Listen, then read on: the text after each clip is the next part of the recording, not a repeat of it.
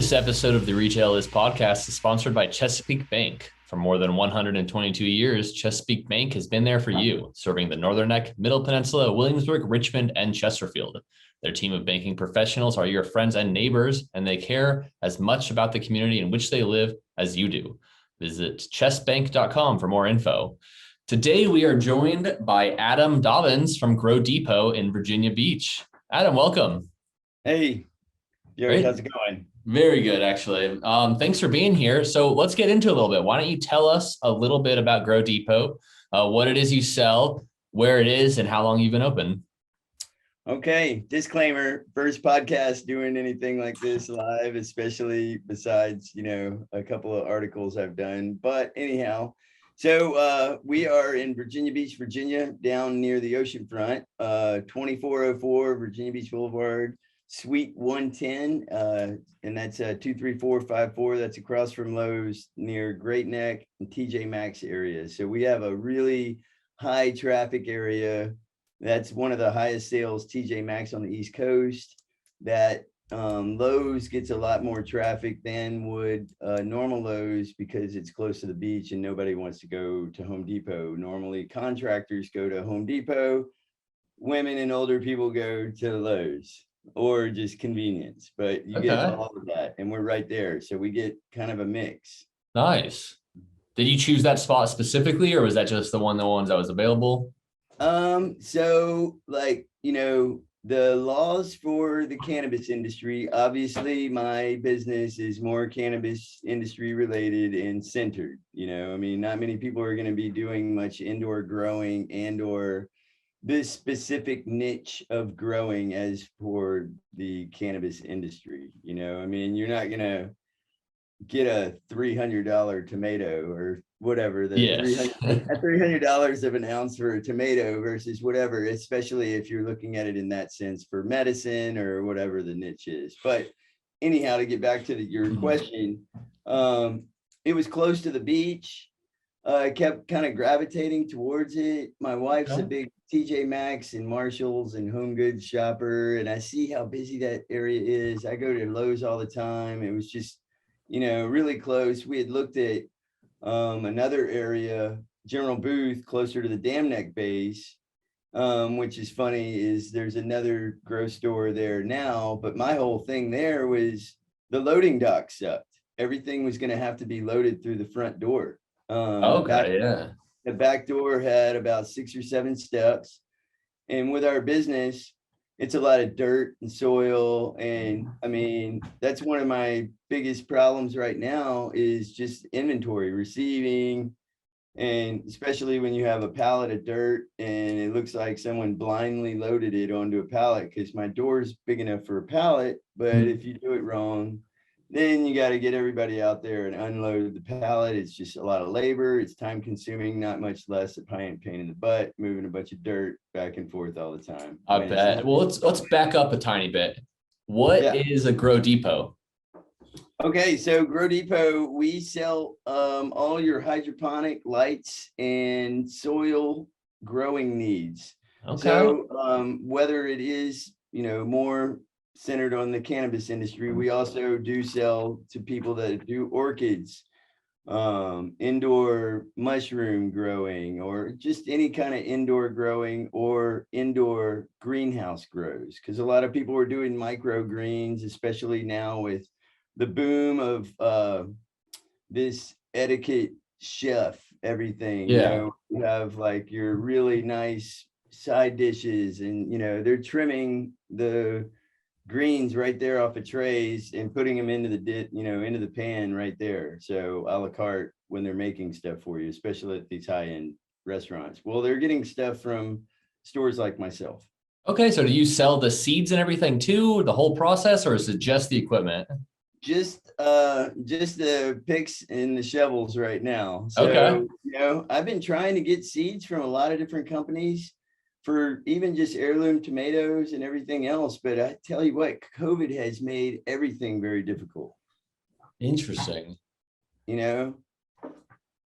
I was overseas. I do security work on the side also. And I was overseas when COVID got really bad. And on the American flag Maersk vessels that come into Norfolk.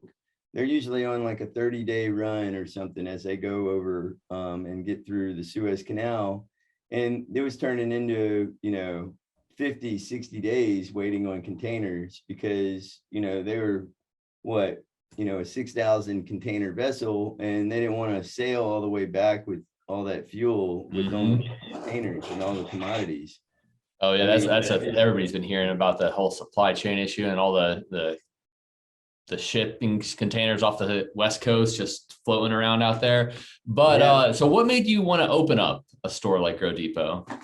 So with doing the security work, I was working unfavorable deployment and was stuck in kind of precarious situation for a long time. And your brain starts playing with you when you're out there so long. You have no internet, you're like, oh man, this sucks. What am I going to do better? And you're always coming up with stuff. So I have some real estate investments and was into real estate. But when I came back from that deployment, it was a seller's market for real estate. And I started to get my outdoor garden ready because every year I do like a organic garden outdoor with some tomatoes, squash, zucchini, whatever I can kind of fit and find, I guess.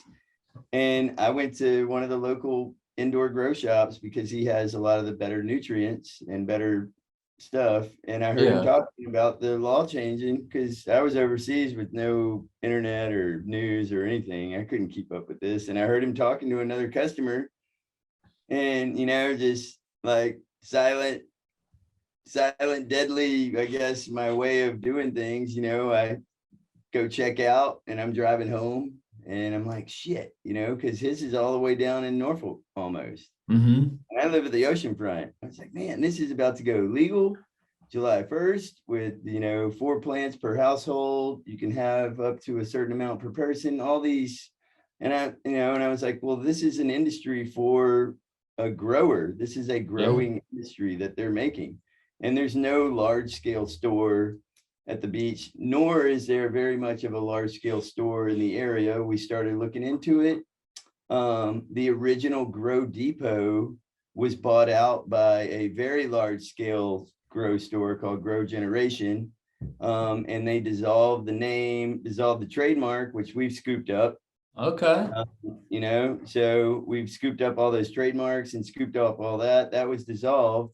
And, as the Grow Depot name being Depot, we are still scaling into the size of kind of being a one-stop grow shop. Because originally we tried to be more of like that one-stop grow shop. But we just, with the investors and how the business was set up, it's hard to have everything. I mean, with retail and shipping and everything, I mean, we have, for instance, I've got to do some orders today. I think I've got to deal with 5 or 6 different distributors. Yesterday, I did a few orders and I mean, my day, the business buy-in, retail buy-in is a pain in the butt. You're spending all the time on the phone, time on the internet, building your cart, looking at your inventory, no matter how robust or minuscule or easy your POSI system is or whatever your system is. I mean, it's just, I'm new at all this too. So every step of the way, I feel like, I'm just like, okay, where did that round hit? Okay, I got to adjust fire a few more meters up to the right so I can hit my target. And then what's the next target, And it's just, it's beating me up, but I mean, that's what I get for underestimating an endeavor. There you go. What are you doing to learn? Are you just, do you have anybody that's been helping you, or are you by yourself on this? Where does that look like? So Retail Alliance has been a huge help. So I'm doing a think tank with some other great. Retail stores, which has been great just to get just the woes and the blood, sweat, and tears from other people, as well as I'm hitting up a lot of consultants Okay. I listen to other podcasts when I have time, which is not much recently. I also read some books.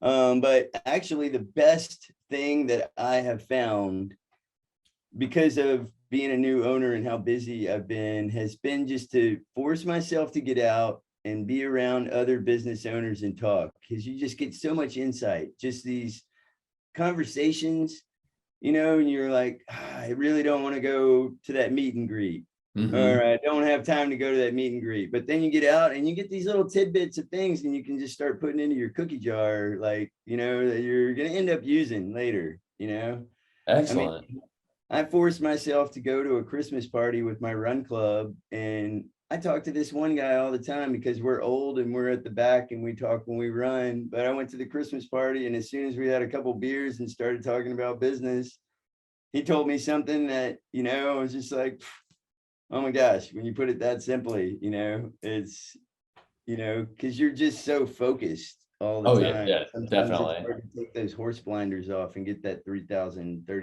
foot view, Excellent. All right. So how long have you been open now? Since October 9th. Okay. So what has been some highlights of being open and running your own business? Oh my gosh. This is a very interesting industry. Yeah. So if you look at, a winery or another, let's look at craft beers. So the craft beer industry is similar, if you think about it. Hops is part of the cannabis family, I guess you could say, So the craft beer industry, everyone's very friendly. They're helpful. I mean, like my lawyer and one of my CPAs, he does almost some of these craft beer places. Yeah. You don't have that in this industry because it's been a black market until last year. So now I'm having to pull on advice and craft and or trade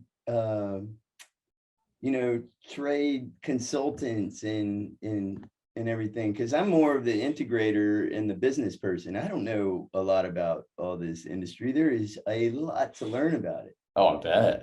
But you have this industry that's been running on the black market side, on the, go into the store. I mean, COVID was the best thing for that industry because people were going in there with masks and sunglasses to buy all their growing needs, and now come home because they're not growing tomatoes. Yeah. So it's just a very interesting. So it's almost like I tell some of the people that are going into this when I do consulting with them is I feel sometimes a lot of the people that are caught up in the sensationalism in this business, because there is going to be a ton of money to be made, whether it's on whatever front, it's like that sensationalism being, whether it's like to get on the train with this or get in front of the train, you got to be careful because it's almost like they're doing a left-handed handshake with you so they can have their knife ready to get you with their right hand, What kind of reaction have you gotten from the community and some of your customers, or just people that you've told that you have this grow shop and grow depot? What are people saying to you? Amazing. Yeah. So yeah, so I kept that aspect of my life separate. And I have my Facebook isn't even in my real name or anything. So I was involved in this industry due to ailments and veteran friends. I had a friend that had Lou Gehrig's disease, amyotrophic sclerosis, ALS. My mom has MLS or MS. I've got friends that have epilepsy and all kinds of stuff. I've got all kinds of problems, and I just saw the application of, whether it be CBD, THC, whatever it is. And I saw how it helped, especially watching my friend with ALS go through the progression of how fast that disease attacks you, and then what was going on with all his pharmaceuticals. And then it was just night and day when he would, whether it was smoke, eat, edible versus his pharmaceuticals. And I was just like, wow, this guy's brain and everything functions right, but his body doesn't, and he just wants to enjoy his last few days on earth. But the stuff that he's not able to take is helping him the most. Yeah, there's some powerful applications to it. Yeah, and I mean, the pharmaceutical side of things is really controlling things. So that's what's going to be interesting here in the state of Virginia, which last week they voted against moving the recreational sales forward. So originally with this model, the sales were supposed to start happening in 2024. They pushed it to 2023, and then they were trying to push it to this year to do retail recreational sales. The House Republicans it's been voted down, which is advantageous for me, because if they start opening more recreational sales places, people that have the money to just go buy their product would not take the time or the money to grow in their house when they can just that makes sense. So are we still on track for 2023 for retail sales? I'm not sure. I have a feeling that they will probably try to push it till next year. But they're making this giant black market in this wholesale market. Yeah. Because I mean, the longer they wait, the more the stigma erodes, which is great. That's what we do need, is the stigma to erode, because I mean, honestly, alcohol is way worse than marijuana, and marijuana is not a gateway drug. So, whatever. So, I mean, like, I have my white-headed conservative side of my family that's out back in Texas, Louisiana, all those areas. I'm not happy with what I'm doing, but you know what? We've been busy. I can barely keep stuff on the floor in the shop. People here in Virginia are very excited about this. The elderly and veteran community, I highly underestimated how that market is going to be. I mean, our original business model was to hit on that a little bit, but like you said, how I come out about this, I kept that separate. And then Karen Hustleby put a big thing on LinkedIn about me, and then it was all about everybody, so, and it was well taken. That's great. And it was well taken, and a lot of people have either been using or interested in using or have changed their mind because the stigma has eroded about it. That's great. Well, where do you guys see yourself in about 5 years? Where do you hope to be? We have yet to get our IT side fully working up. Okay. So, I'd like to get that stage 1, stage 2, WooCommerce. Stage 3 would be looking into franchise out. Nice. Some other places. I mean, honestly, right now with all the work I'm doing, if I could train someone to do my job and then I could sit somewhere and have a beer and do nothing, it would be great. That's the dream. There you go. Awesome. Well, we're actually running out of time. This is going maybe not in 5 years though. Maybe not in 5 years. Yeah, but hopefully soon though. Well, we're running out of time. So people can find you near the ocean from Virginia Beach. What about, do they have a website? Where can they find more info about you? Yeah, so we're on Instagram, it's Grow Depot, and we're also on Facebook, Grow Depot, and we have, there's a few Grow Depots out there, so you look for the one, it's a green round icon, it says the place to go when you need stuff to grow. I like that. At www.growdepot757.com. You Perfect. can call the store at 757-937-1504. Our hours are Monday through Saturday, 10 o'clock until 7 o'clock, and Sunday we're open from 11 till 5. So we are one of the very few grow stores that are open 7 days a week. And we were looking at that model, a scale at times and open. It's really hard to tell because, I mean, I was open yesterday, it was a Monday, and I had over $3,000 in sales, on a Monday. So It's just hard to figure out when. Yeah, Yeah. it's all part of it. Well, thank you so much, Adam, for being on the show. It was great talking to you and learning a little bit about GrowTepo and everything that you do. Okay, thanks. Nice talking to you, Joey. Appreciate all y'all's work. Thank you. All right, you've been listening to the Retail Is podcast. If you've enjoyed what you heard, you can find more at retailalliance.com/retail-is-podcast, or you can search YouTube for Retail Alliance. I'm Joey Morgan. Thanks for listening.